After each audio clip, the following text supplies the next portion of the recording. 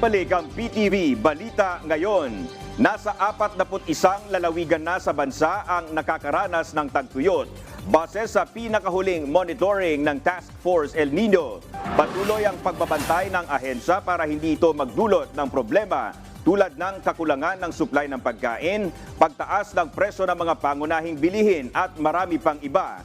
Sa tansya naman ng Pag-asa, posibleng dumami pa ang bilang ng mga probinsyang maaapektuhan ng tagtuyot pagdating ng buwan ng Abril at Mayo. Tiniyak naman ng Task Force El Nino na nakahanda ang mga ahensya ng pamahalaan sa pagtindi pa ng tagtuyot.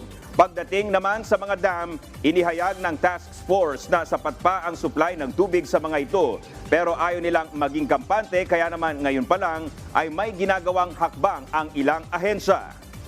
Dinagsa ng mga pasyente mula sa iba't ibang bayan ng Eastern Samar sa inilunsad na Cataract Surgical Caravan sa Borongan City. Napuno ng mga gustong magpagamot ang Provincial Capital Gym. Ilan sa mga serbisyong iniaalok ang cataract screening, otoscopy, hearing test at optical. Gaganapin naman ang cataract operation sa Eastern Samar Provincial Hospital mula Pebrero 18 hanggang 21. Ang caravan ay inorganisa ng pamahalaang panlalawigan katuwang ang Nur Dubai Foundation, I Hear Foundation Incorporated at Department of Health, Region 8.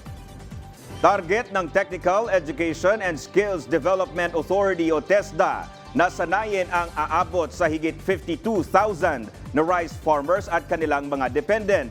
Ayon kay TESDA Director General Secretary Suharto Mangudadatu, sa ilalim ito ng Rice Competitiveness Enhancement Fund, Rice Extension Services Program Scholarship na alok ng pamahalaan. Priority ngayon ng ahensya ang mga agriculture course dahil sa naniniwala ito sa pagpapaunlad ng kasanayan ng mga farm workers para makamtan ng bansa ang food security at sufficiency.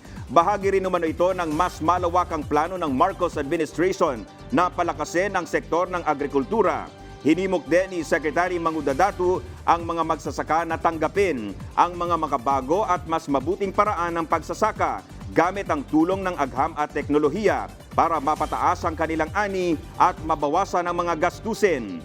Mula 2019, mahigit 174,000 na magsasaka ng palay sa buong bansa ang nakikinabang na sa mga programa ng TESDA.